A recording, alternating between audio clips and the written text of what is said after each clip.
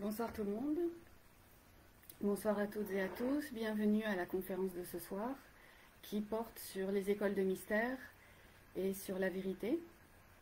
Donc ce soir, je voulais simplement commencer par vous dire que la conférence précédente, il y a eu des problèmes de connexion. Le conférenciste Tiziano a eu des problèmes pour donner la conférence et bon, de toute façon, je pense que vous avez pu la revoir en replay si le thème vous intéressait. Je voudrais saluer les personnes qui ont déjà écrit un message dans le Messenger. Je crois des personnes de France, des personnes d'Uruguay,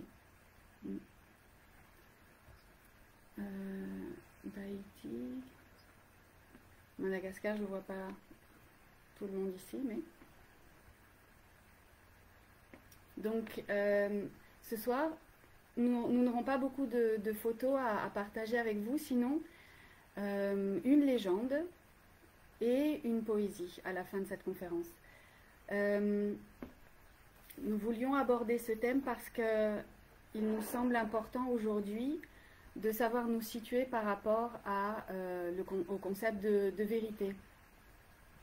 Et surtout savoir comment il nous était possible d'accéder à la vérité. Alors, si vous avez bien regardé la publicité, enfin l'affiche, il y a une femme représentée sur cette affiche, et cette femme est dénudée, bon, elle est recouverte en partie, mais elle semble voilée, et l'idée, le thème de la conférence de ce soir est savoir comment nous pouvons, nous, à partir de notre travail intérieur, de notre progrès spirituel, dévoiler les mystères. C'est pour ça que j'aimerais commencer la conférence de ce soir par peut-être situer ou définir un peu ce que sont les écoles de mystère. Alors, les écoles de mystère, au départ, il est vrai que les gens ont peut-être écrit des livres sur ces écoles, ont essayé de les situer, mais il n'y a pas beaucoup on va dire, de matériel sur ces écoles. Il n'y a pas vraiment beaucoup de témoignages parce que, puisque ce sont des écoles de mystère, ce qui s'y passait était mystérieux et devait le rester. Alors, ces écoles, elles ont existé sur toute la planète, sur tous les continents, dans toutes les cultures. Des hommes et des femmes ont participé à ces écoles qui sont aussi appelées écoles initiatiques pour pouvoir passer certaines initiations sur leur chemin spirituel, mais surtout parce qu'elles étaient au départ, ces personnes, chercheuses. Elles cherchaient la vérité. Donc ces écoles de mystère, elles ont commencé à exister sur la planète, pas au niveau de la race, cette race-là qui nous correspond, c'est-à-dire la 5e race, la race aryenne, sinon au niveau de la 3e race, c'est-à-dire la race lémur. Quand il y a eu la séparation des sexes, comme nous l'avions expliqué précédemment, l'humanité, séparée en deux genres sexués, a commencé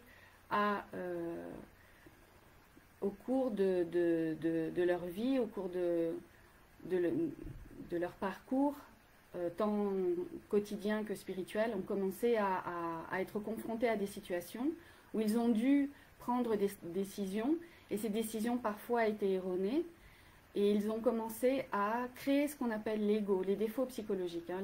Les deux premières races n'avaient pas ce problème.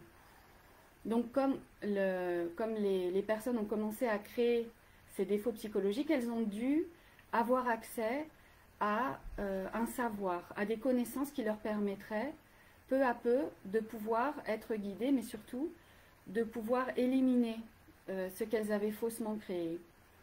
Donc ça a commencé au niveau de la race lémur, et ensuite ces écoles se sont, on va dire, répandues dans les races suivantes, la race atlante, la race aryenne, et elles ont transmis un message.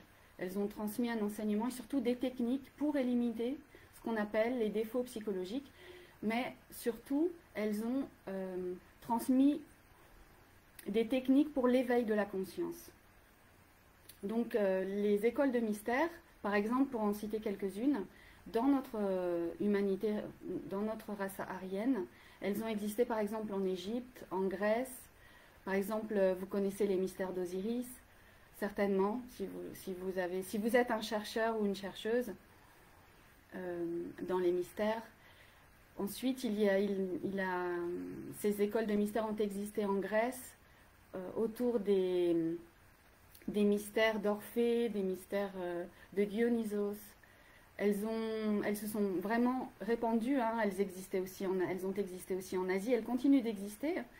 Et à l'époque, si vous voulez, les gens qui pouvaient accéder à ces écoles de mystères, il n'y avait pas, en vérité, il n'y avait pas de sélection, hein. Toutes les personnes qui réellement cherchaient le divin, cherchaient une réponse, cherchaient quelque chose de plus qu'une vie mécanique, plus que le fait de fonder un foyer ou vivre le quotidien, ces personnes-là, elles étaient acceptées dans ces écoles initiatiques. Ensuite, comme on va dire, les civilisations ont dégénéré, ces écoles se sont occultées, elles se sont cachées. Et à partir de là, on peut trouver aussi des écoles de mystère en Europe. Bon, vous connaissez certainement les Templiers, les Cathars, les Kabbalistes, les alchimistes, et toutes ces écoles et d'autres, hein, dans tous les pays d'Europe pratiquement, hein. Si vous cherchez bien, vous trouverez quelques indices par rapport à ça. Et ces écoles, elles ont aussi transmis un message, mais c'était beaucoup plus occulte, hein, et c'était un moment où il fallait cacher ces mystères, parce que ces mystères étaient aussi beaucoup attaqués. Beaucoup de gens ne comprenaient pas qu'une personne veuille et cherche sa libération par rapport à peut-être un système autour d'elle, un système religieux très, très dominant, très, on va dire, répressif. Voilà. Donc, par rapport à ça, si vous voulez, les personnes qui étaient invitées à entrer dans ces écoles plus proches de nous dans le temps, elles devaient démontrer leur volonté de chercher leur libération, de rechercher la vérité, de rechercher la sagesse. Donc elles devaient passer par certains rituels initiatiques qui au départ pouvaient peut-être les effrayer ou les mettre dans un état comme d'instabilité, de doute, mais ça faisait partie de l'initiation de la personne. Bien sûr, les femmes et les hommes étaient invités à entrer aussi dans ces écoles, hein. Il n'y avait pas... bon, peut-être il y a eu aussi d'autres écoles qui ont privilégié l'entrée des hommes, hein, mais les écoles qui réellement ont une compréhension de ce qu'est l'être humain, le genre humain, et ce à quoi il peut aspirer, ce à quoi il peut arriver spirituellement, ne vont pas faire de ségrégation quant à la race, au sexe, etc. Donc tout le monde, dans les écoles les plus évoluées, les plus élevées, acceptait les personnes. Ce qui primait, c'était réellement l'envie de la personne, son envie de se libérer. Donc, par contre, le problème, c'est qu'aujourd'hui, nous avons à redéfinir le terme de vérité. Parce que si nous sommes des chercheurs de vérité, aujourd'hui, la vérité, elle est beaucoup attaquée. Et elle est beaucoup réprimée. Et quelque part, elle fait peur, la vérité aussi, à certaines personnes. Donc elle s'est occultée, cette vérité. Et elle est en conflit avec ce qu'on appelle le mensonge, hein, son opposé. Donc nous allons étudier, essayer de définir un peu ce qu'est la vérité pour nous en ésotérisme. Mais avant, j'aimerais que Fernando nous lise une légende en rapport au mensonge et à la vérité.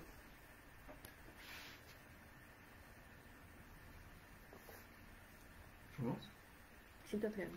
La légende raconte qu'un jour, la vérité et les mensonges se sont croisés. « Bonjour » a dit le mensonge. « Bonjour » a dit la vérité. « Belle journée » a continué le mensonge. Alors la vérité est allée voir si c'était vrai. Ça l'était. Belle journée a alors répondu. la vérité. Le lac est encore plus beau, a dit le mensonge avec un joli sourire. Alors la vérité a regardé vers le lac et a vu que le mensonge disait la vérité et a hoché la tête. Le mensonge a couru vers l'eau et a lancé. L'eau est encore plus belle et tiède.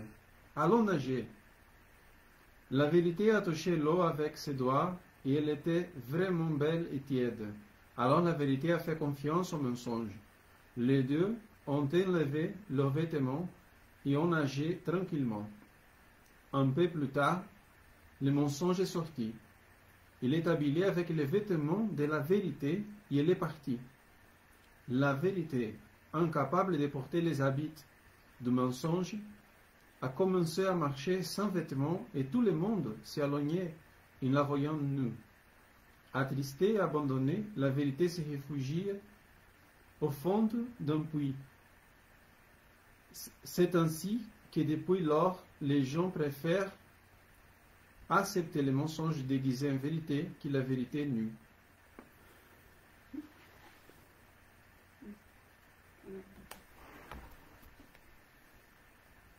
Donc, nous allons essayer maintenant de définir un peu ce qu'est la vérité. Donc,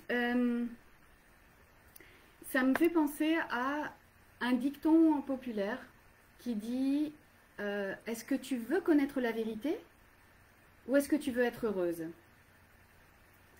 Et ce dicton populaire m'a fait souvent sourire parce que je l'ai entendu plusieurs fois. Quand je posais une question, une personne me répondait ça.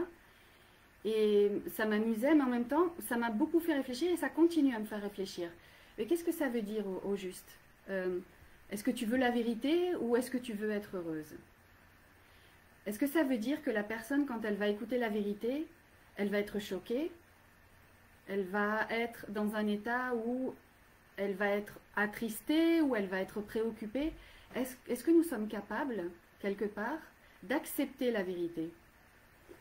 Alors ça, c'est dans le sens où nous recevons la vérité comme un message. Donc il y a déjà comme une résistance de notre part, parce que cette vérité est nue, elle est crue, et elle dit ce qu'elle a à dire.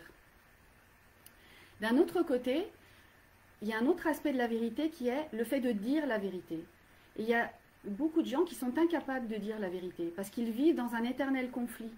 Et la personne commence par un mensonge, et pour soutenir son mensonge, elle en produit un autre.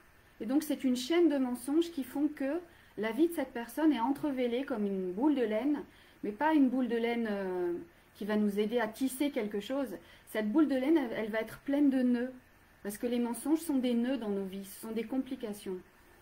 Donc il y a encore un autre aspect de la vérité, c'est le fait de ne pas être capable de dire la vérité. Et pourquoi ?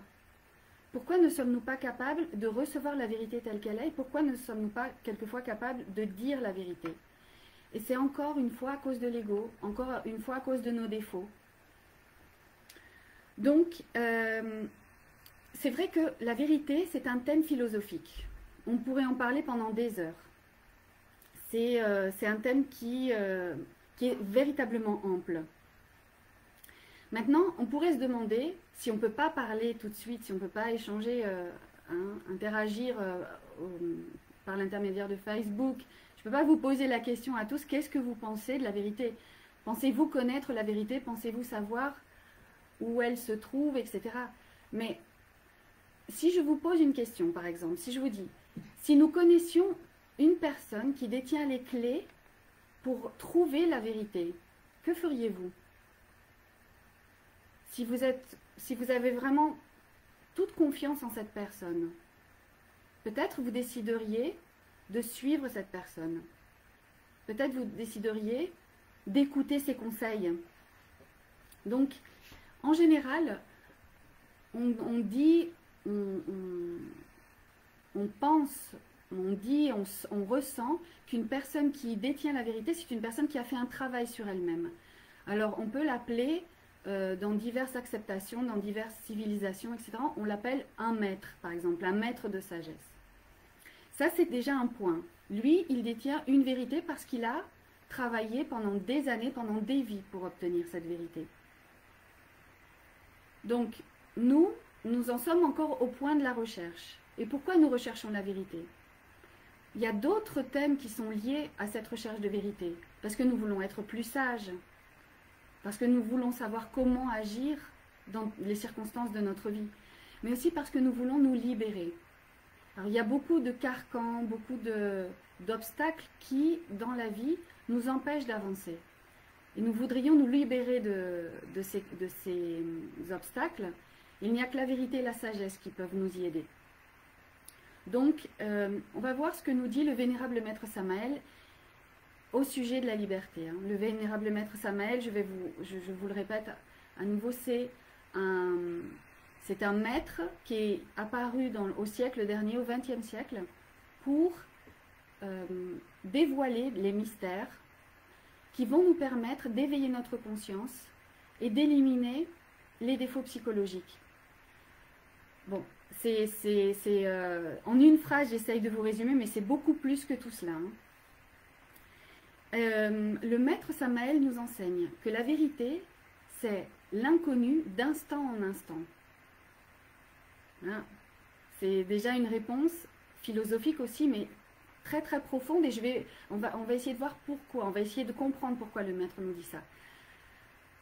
Mais avant ça, on va voir dans les textes sacrés que quand on a demandé à Jésus où est la vérité, qu'est-ce que la vérité, le maître Jésus n'a pas répondu quand il était face à Pilate. Par contre, à un autre moment des Saintes Écritures, dans les Évangiles, il nous dit que la vérité nous rendra libres. Et quand on a posé la question à Bouddha, qu'est-ce que la vérité, lui aussi n'a pas répondu. Mais c'est une énigme que nous donne le maître Samaël. Il nous dit que la vérité est inconnue d'instant en instant. Pourquoi? Parce que la vérité, elle n'a rien à voir avec le temps.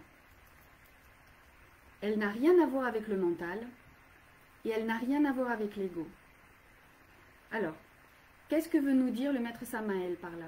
Il veut nous dire que le temps, ce n'est pas lui qui nous apporte la vérité. Parce que parfois, regardez, à un moment donné de l'histoire, quelque chose est reconnu comme une vérité, peut-être un instant après, comme aujourd'hui, où les choses sont beaucoup plus rapides, d'une semaine à l'autre, une vérité se convertit en un mensonge, ou une contre-vérité.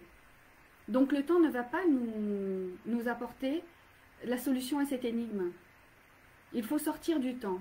Et la personne qui arrive à vivre d'instant en instant, c'est-à-dire qui arrive à obtenir l'éveil de sa conscience, cette personne obtiendra la vérité. La vérité n'a rien à voir avec le mental. La vérité, nous n'allons pas la rencontrer dans les livres, et nous n'allons pas la rencontrer dans nos pensées, ni dans les pensées de qui que ce soit. Pour rencontrer la vérité, nous devons nous devons faire en sorte que notre mental soit calme comme un lac. Parce qu'en général, notre mental, nous le comparons à un lac, c'est à chaque nouvelle idée, à chaque nouvelle pensée, le lac se trouble comme si on jetait une pierre sur les eaux de ce lac. Donc il faut il faut se concentrer, pour que le lac soit complètement limpide, que l'eau soit complètement limpide, et la vérité surgit d'elle-même. La compréhension surgit. Et la vérité n'a rien à voir avec l'ego. C'est-à-dire que, regardez, c'est très important. Ça veut dire, tant qu'on a l'ego, tant qu'on a les défauts psychologiques, on ne peut pas connaître la vérité. Parce que tout ce qu'on voit, tout ce qu'on entend et tout ce qu'on pense, c'est-à-dire toutes nos actions, toutes nos pensées, toutes nos émotions, sont filtrées par nos défauts. Donc comment on va connaître la vérité si on a des espèces pour trouver une image, des espèces de lunettes tellement obscures qu'elles ne nous permettent pas de voir la lumière, elles ne nous permettent pas de discerner ce qu'il y a autour de nous. Et cet aspect, cette notion de lumière, elle est super importante. Parce que là, j'en reviens aux écoles de mystère, aux écoles initiatiques, aux groupes spirituels qui sont protégés et on va dire aidés par la Vénérable Loge Blanche. Ces groupes spirituels, ils nous aident à acquérir au travers de techniques, notre propre lumière. C'est-à-dire au départ, on est guidé par un maître, par une personne plus élevée spirituellement, mais cette personne, elle ne peut pas nous dire, elle ne devrait pas nous dire, maintenant tu vas marcher avec le pied droit, et ensuite avec le pied gauche, tu vas passer à travers cette porte, etc. Ça, cette lumière, ce discernement, nous devons l'acquérir au travers de ces techniques, au travers de notre compréhension, au travers de nos réflexions, au travers de nos méditations. Donc, quand on commence à rechercher la vérité, on a besoin d'un groupe, on a besoin d'une personne plus éveillée spirituellement que nous. Parce que ce groupe génère un vortex qui va nous permettre de pouvoir bénéficier d'une énergie beaucoup plus importante que l'énergie que nous-mêmes nous pourrions émettre, que nous pourrions produire. Alors, il ne s'agit pas de vivre avec un groupe. Hein. Par exemple, dans une école de mystère, il ne s'agit pas de vivre au sein d'une école de mystère. Il s'agit de rencontres, peut-être de conférences, peut-être de méditation, de profiter d'une énergie de la loge blanche, une énergie positive, pour pouvoir ensuite revenir à notre vie au quotidien, pour pouvoir là vivre ce qui est de l'ordre d'une initiation. C'est-à-dire l'initiation, nous ne la trouverons pas dans les livres. On peut trouver une carte.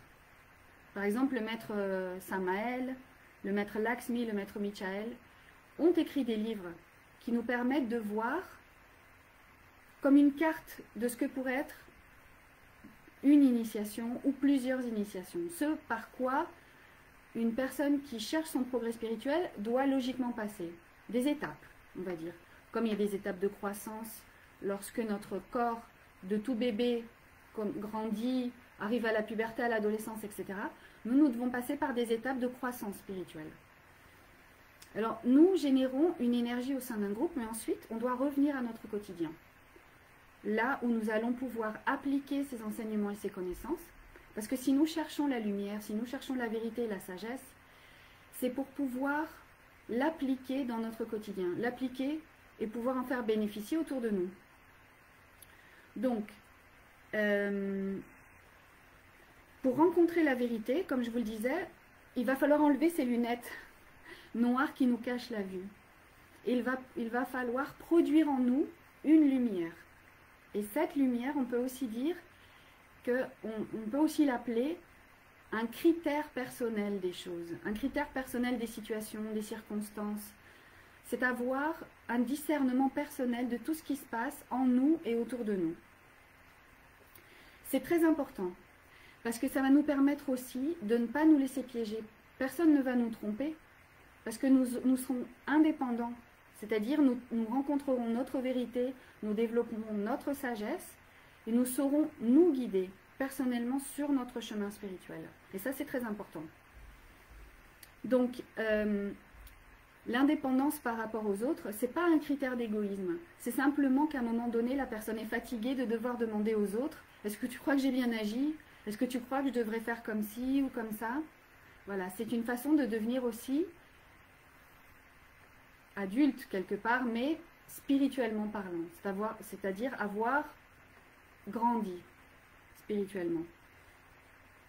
Donc, les seuls conseils que nous pourrions demander à d'autres personnes, comme je vous l'ai expliqué, ce serait à une personne qui a éveillé sa conscience et qui le prouve.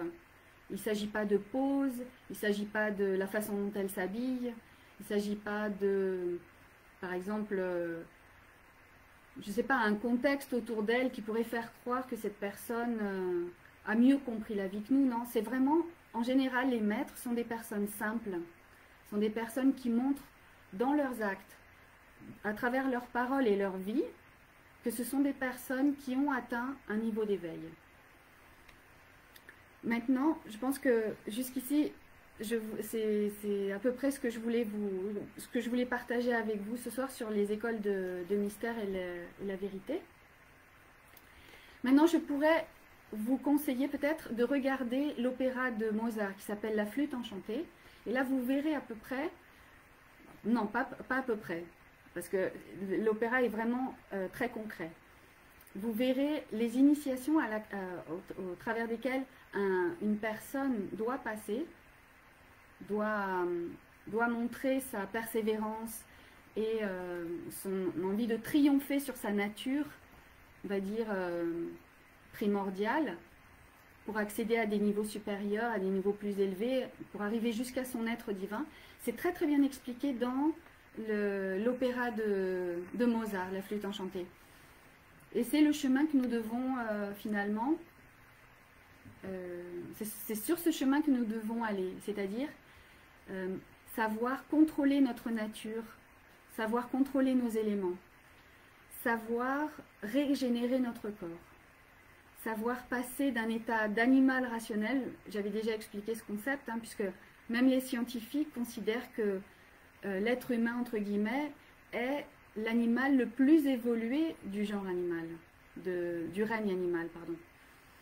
Donc, il s'agirait de conquérir notre état d'homme et de femme. Parce que quand on parle d'homme et de femme, c'est déjà des paroles, des mots très forts, qui ont un sens très très fort. Et donc c'est un état qu'il nous faut conquérir, jusqu'à conquérir notre âme, oui, et retourner à notre être interne, en conscience. Donc, on me demande de parler un peu plus de l'initiation. Alors, l'initiation, ce sont, si vous voulez, des grades par lesquels nous passons. Ce sont des épreuves, des situations où nous devons triompher. Il y a certaines situations qui se présentent dans nos vies. Il y a des initiations qui peuvent se passer dans l'astral, il y a des initiations qui peuvent se passer dans ce monde physique et qui vont nous mettre à l'épreuve pour voir si vraiment on a compris l'enseignement qu'on a reçu.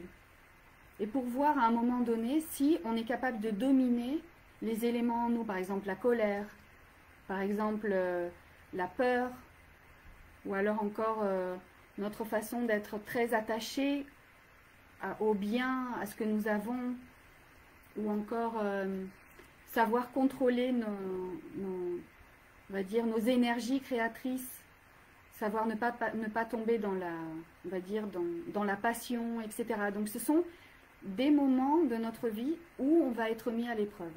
Mais on a tous les éléments pour triompher. C'est-à-dire, on nous envoie les initiations et les épreuves que nous sommes capables de surmonter. La personne qui ne surmonte pas ces épreuves, et si vous voulez, vous pouvez voir dans la vie, on a toujours des épreuves à surmonter, même dans le plan tridimensionnel. Bien, ces épreuves-là, elles nous qualifient comme une personne responsable, elles nous qualifient comme une personne, on va dire, qui prend soin par exemple de sa famille, etc. Dans le cas des épreuves spirituelles qu'un initié doit passer, ce sont des épreuves qui vont nous qualifier comme humain, homme, et une personne qui va arriver jusqu'à son autoréalisation et qui va arriver à s'unir avec son être et se libérer. Donc, encore ? Ouais. D'accord. Donc je voulais partager avec vous un texte qui parle de l'initiation, de la vérité et de comment on doit s'y préparer. Parce que quand on va passer ces épreuves, quand on va être face à la vérité, si on va à la vérité avec impatience, sans y être préparé, il va arriver ce qui est arrivé à ce jeune homme. Donc c'est pour vous dire que le travail spirituel, c'est un travail constant, c'est un travail acharné. C'est un travail qui apporte du bonheur aussi, évidemment. C'est un travail qui mérite son nom. Donc, un jeune homme que la soif ardente de savoir poussa à Saïs en Égypte pour apprendre la sagesse secrète des prêtres, avait déjà franchi maints degrés. Grâce à la promptitude de son esprit, toujours son désir de connaître l'entraînait plus loin, et le hiérophante avait peine à calmer l'impatience de ses aspirations. « Qu'ai-je, si je n'ai tout ?» disait le jeune homme. « Y a-t-il ici du plus ou du moins? Ta vérité n'est-elle, comme le bonheur des sens, qu'une somme que l'on peut posséder, plus grande ou plus petite, mais qu'enfin toujours l'on possède? N'est-elle pas une, indivisible? Enlève un son à un accord, enlève une couleur à l'arc-en-ciel, et tout ce qui te reste n'est rien, tant que le bel ensemble des couleurs et des sons est incomplet. Comme un jour ils parlaient ainsi, ils s'arrêtèrent dans une rotonde solitaire, où une image voilée d'une grandeur colossale frappa les yeux du jeune homme. Surpris, il regarda son guide et dit « Qu'est-ce ce qui se cache derrière ce voile ?» La vérité est la réponse. « Comment ?» s'écria-t-il. « À la vérité, à elle seule j'aspire, et c'est justement ce que l'on me cache. » « Il faut en prendre à la déesse, répartit le hiérophante, que nul mortel, dit-elle, n'écarte ce voile que je ne le lève moi-même, et qui d'une main profane et coupable, ce voile saint, ce voile interdit, le lèvera plutôt, celui-là, dit la déesse, eh bien, celui-là verra la vérité. Étrange oracle, toi-même tu ne l'as donc jamais levé. Moi vraiment non, et jamais je n'en fus tenté. Voilà ce que je ne puis comprendre, si de la vérité ce mince obstacle me séparait seul. Et une loi coupa le guide. Il est plus lourd, mon fils, que tu ne le crois, ce velours délié. Pour ta main léger, certes, mais un poids pour ta conscience. Le jeune homme revint tout pensif à sa demeure. L'ardente passion de savoir lui ravit le sommeil. Il se roule, brûlant sur sa couche, et vers minuit se lève d'un bond. Au temple le conduisent involontairement ses pas craintifs. Il lui fut facile d'escalader le mur, et à l'intérieur de la rotonde, l'intrépide est porté d'un élan courageux. Le voilà maintenant debout, et l'horreur d'un silence sans vie saisit le solitaire, qu'interrompt seulement l'écho sourd de ses pas dans les caveaux mystérieux. D'en haut, par l'ouverture de la coupole, la lune jette sa lueur pâle, d'un bleu argent, et terrible comme un dieu présent, brille à travers l'obscurité de la voûte. Sous son long voile, la statue. Il approche d'un pas incertain. Déjà sa main téméraire veut toucher le tissu sacré. Alors un frisson glace et brûle ses os, et il se sent repoussé par un bras invisible. Malheureux, que veux-tu faire? Ainsi crie en lui-même une voix fidèle. Tu veux tenter le saint des saints. Nul mortel, dit la bouche de l'oracle, n'écartera ce voile, que je ne le lève moi-même. Mais la même bouche ne dit-elle pas aussi, qui lève ce voile verra la vérité? Qu'il y ait derrière ce qu'on voudra, je le lève. Il crie à haute voix, je veux la voir. Voir, lui répond un long écho moqueur. Il dit, et a levé le voile, eh bien, demandez-vous. Et que vit-il donc? Je ne sais pas. Sans connaissance et pâle, ainsi le trouvèrent au jour suivant les prêtres étendus devant le piédestal d'Isis. Ce qu'il y avait en ce lieu, vu et appris, sa langue jamais ne l'a confessé. Pour toujours la sérénité de sa vie s'évanouit. Un profond chagrin l'entraîna vers un tombeau précoce. Malheur à qui c'était sa mise en garde, quand David questionneur le pressait. Malheur à qui va à la vérité par une voie coupable. Elle ne sera jamais pour lui réjouissante. Alors c'est un texte qui nous fait réfléchir. C'est un texte qui simplement nous enseigne que pour arriver jusqu'à la vérité, qui est la déesse Isis dans le poème de Schiller, le poète allemand, il faut s'y préparer et il faut être courageux et il faut avoir du discernement. Il faut être prêt à recevoir le message que veut transmettre la vérité.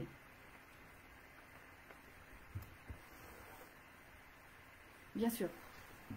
Alors, sur le chemin spirituel, une personne doit développer des qualités de patience, des qualités de sérénité et d'obéissance. Ça veut dire, le hiérophante lui a dit, ne te précipite pas, parce que si tu vas vers la déesse, et elle-même, elle ne lèvera pas son voile, parce que tu n'es pas prêt, elle ne le lèvera pas, ne le fait pas. Et même le hiérophante a dit que lui-même ne l'avait pas levé. Mais ça ne veut pas dire qu'il a peur de la déesse. Ça veut simplement dire que la déesse ne le lui a pas permis. Donc, peut-être dans une vie, nous lèverons le voile.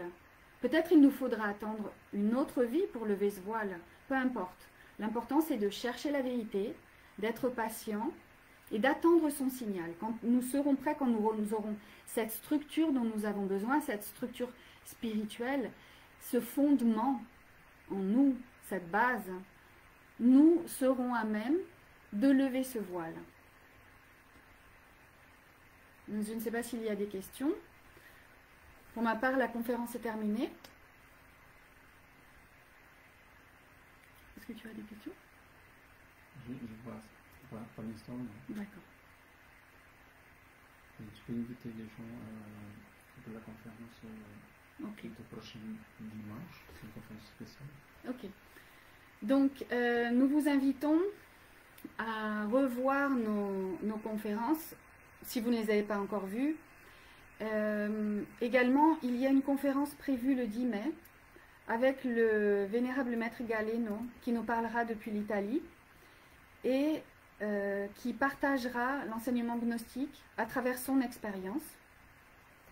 Donc c'est une rencontre importante pour nous déjà et une possibilité pour vous de pouvoir partager avec lui. Ensuite, nous avons la possibilité de vous offrir la lecture de certains livres gnostiques. Il faudra nous envoyer un email. Et l'adresse est france.gnosis@gmail.com. Si vous n'avez pas pu le noter, la personne qui est intéressée pourra nous écrire. Nous lui enverrons à nouveau l'adresse. C'est le dimanche à 17h. Oui, la conférence avec le maître Galeno aura lieu le dimanche 10 mai à 17h. Christelle D'Agata, pouvez-vous nous donner où l'on peut trouver ces textes? Elle peut nous écrire à France Ignos, on le voit, le PDF. Oui, on pourra vous envoyer le texte de Schiller et la légende également, du mensonge et de la vérité. Oui, oui, écrivez-nous france.gnosis@gmail.com. Pardon. Je parle espagnol en même temps. Je pense que c'est la seule question. D'accord. Bon, merci d'avoir participé à cette conférence. Pour nous, c'est toujours un plaisir de pouvoir partager l'enseignement gnostique. Nous appartenons à une institution qui s'appelle Culture Gnostique Samael Laxmi. Et nous profitons justement de la possibilité que nous offre Facebook pour pouvoir transmettre certains de ces enseignements. Maintenant, si vous êtes intéressé pour recevoir des cours de Gnosis, nous allons former un groupe et à ce moment-là, nous nous rencontrerons dans une salle virtuelle et nous pourrons interagir et vous enseigner la Gnosis. Le premier cycle de cours est composé de 23 classes. Le premier cycle, ouais, de 23 cours. L'intéressé peut aussi nous écrire. Ouais. Si une personne est intéressée, elle peut aussi nous envoyer un email à la même adresse. Okay. Merci encore et je vous souhaite une bonne fin de semaine.